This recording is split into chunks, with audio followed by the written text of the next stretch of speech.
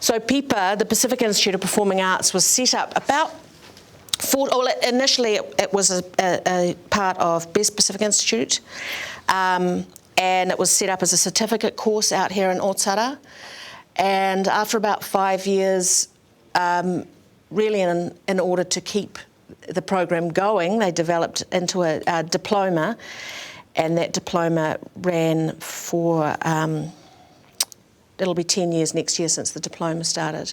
But PIPA was established by performing artists because they felt that through their own training and through the training of their peers as we came through. I didn't mention that I'm married to a Samoan. I've got 3 Afkasi Samoan children, and my husband came through the training with me. So they recognised that the mainstream institutions weren't necessarily serving the Māori and Pasifika students. They were dropping out. They didn't feel, a lot of them didn't feel that they were grounded in that place. So PIPA was set up as with the direct initiative of providing a place where those students felt really that everything about them was embraced within their learning, in the hope to give them more success and to really grow those areas of strength within the industry too, moving forward. That's been a huge challenge and a huge learning and a huge joy, because we developed the program ourselves out of a desire expressed by the students and their families of them wanting a degree qualification, of the recognition of the value of that for them, but also that we were able to create this program ourselves with a really strong practice base. So it's all about doing, it's about the arts, it's taught by artists. It was a great success for us to be able to push that through, the cogs of the system and come out there with the other side with the thing that we still wanted it to be, because it's so new, and it's been a huge learning for us.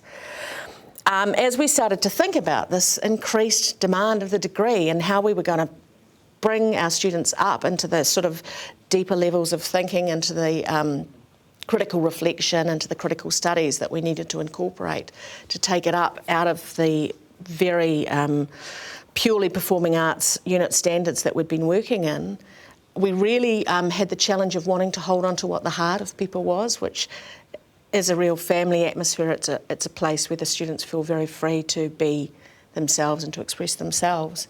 And so we struggled a lot about how we could retain that, how we didn't turn into something else as we made this transition. And what we came upon was that we needed to start with a very strong program of letting them feel grounded in who they were, so that we start the year with an orientation program which is very tailored to the Pasifika nature of the school, so that they work on their own identity, they work on Pacific performance. We, the staff, go in and work on that with them so that we're learning as well.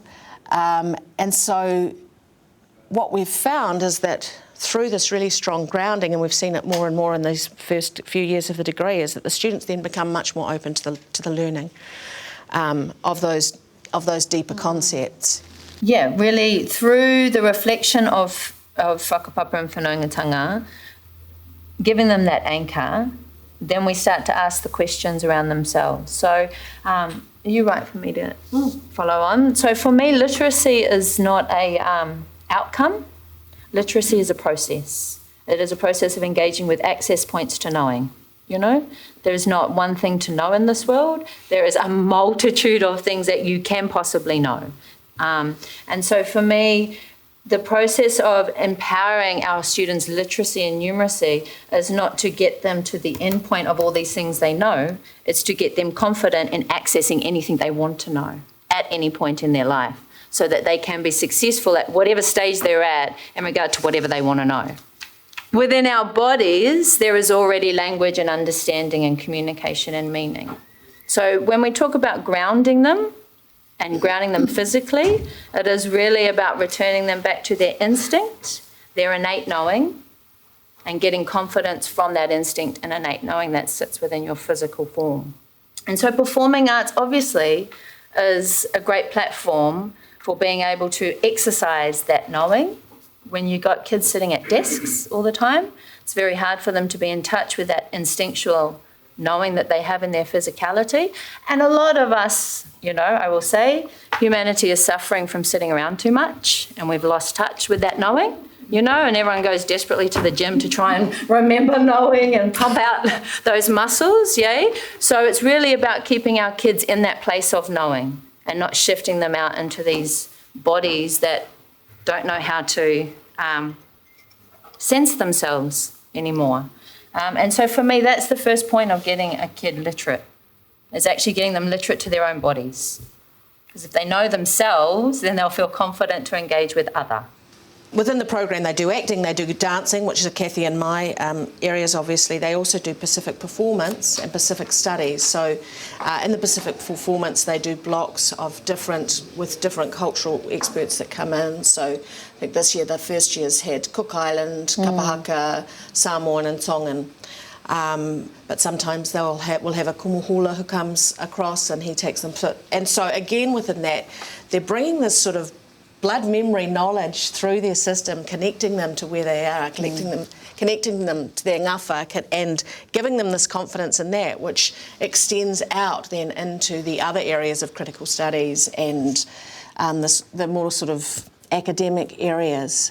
It just seems to ping off. Recognition of embodied knowledge, of expressive literacy, and knowledge within physical vocabularies, abstract and literal, such as in traditional dance and songs, that hold important knowledge transferred through participation in learning the song and the dance, not necessarily in focusing specifically on the knowledge within that song. Yay? So rather than trying to teach the knowledge within that song, just by participating in the learning and the joyfulness of learning that dance and song, you are absorbing the knowledge within that song. Yeah? So again, it's not going direct to this thing and thinking there's a one road to understanding, but exploring the multiple access points we can have to create relationship and meaning. From that, they can then start to access critique, comparing things, what is same, what is different, why is it same, why is it different? So therefore, we're working towards being literate in their understanding of what they're engaging with, but it's through a really practical, fun means, but is not simplifying and just creating fun. Yeah? Through fun and engaging deeply with something, back into their languages, back into their whakapapa, and also for us, back into their spiritual practice and their spiritual realms. Yeah? But connecting them all up on these levels, then we find their hunger to know more, talk more about multitude of things is just activated. We don't have to do anything. They become hungry for more to feed through these processes that are now alive in them. Like an adventure of discovery rather than the outcome of knowledge. Yeah, it's in the play and the practice rather than the destination. And in that way, avoiding the judgment of knowing or not knowing. It is about helping the students see the pathways and access points into the knowledge so they can empower themselves simply by choosing to take steps along that path without judgment. So if they don't want to know that, they're not dumb. They don't want to know it. What do they want to know? So it's self-referencing. Well, I want to know that because I want to achieve that. Boom, so go towards that knowing. You don't need to know that, so don't worry about that. You're not stupid because you don't know that, because it's not relevant. So I do this through the practice and concept or perception of living knowledge, or the three-dimensionality of knowledge.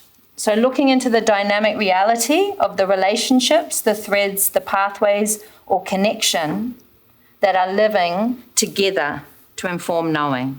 So by this I mean, in Samoan, we have the concept of the va, the relationship being not yourself or me, but the space between us. For me, that is knowing as well. It is not you or me, it is the space and the living between us that knowing has meaning and therefore is relevant, so therefore is something I want to hold on to. Ka pai? So really helping, again, identify particular points, but it's actually the dynamic relationship between points and perceptions that is the excitement upon which knowing can become activated. Yay? So again, experiential, getting them involved, getting them right in there. Yay? So just to wrap up quickly, because I know we sort of, as creatives, we tend to bounce around a lot. But I think I focus on actioning relationship and meaning. Yeah, really practically, physically, not sitting down trying to get it here, but getting it here. And if I move around here, oh yeah, my view changes. Oh yeah, now I notice the red car. Like if they're not thinking about what they've got to know and learn. They're just tending to the experience of something. From within, activating that experience viscerally for them, you know, as well as cognitively, then they start to go, okay, I'm ready to fill this space with clearer understanding of what's going on. Then you layer that bit in. Then they start to get those connection points in a more abstract rather than a physical place. Last year, you know, with them coming through into the second year with their solo pieces, and this year, the boldness of what that they're going for. They used to often pull back in sort of autobiographical, self-reflective, navel-gazing pieces, whereas last year we had they performed in 7 languages. They're performing much more fully with words and with their body. This year we've got one who's actually doing an installation, he's projecting and performing his own pieces in installation. So the boldness of the concepts and what they feel they can access has grown so much through the development of this work. And as Kathy says, you know, they will continue to do that. So, I mean, you know, I know you all probably know this better than us, but really, exactly as Kathy says, we're developing, the learning doesn't stop, does it? When you finish, you want that learning, that hunger to continue and to spread and for them to take it into their families and into their communities. And that's the work that we're starting to see, which goes right back to what the goal of the program was, which was to really provide that place to tap into the natural competencies that they brought instead of sort of pushing them to the side.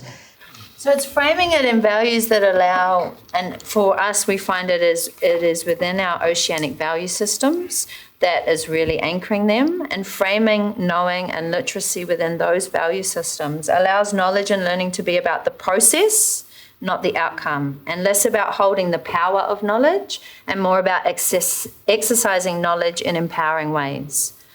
But first of all, they have to arrive at themselves. And culturally, we need to really own how we understand self. And that self is a connection of not just mental and physical, but whenua and wairua.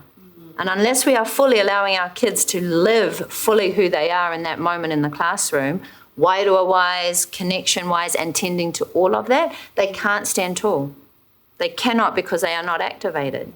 And we really see, as soon as you take them down to the truth of that and the experience of what that connection is and what that connection is, and that it's not a concept we talk about, but it's a way that we live, then you see them just go like, hey, they just boom like this. And then you start to give them those new experiences, layer in frameworks, context. They eat it up and absorb it so quickly. It's incredible, you know, but really keeping it in the experience, in the doing, in the sensing. You know, in the physical world, how we receive information and knowledge is through this.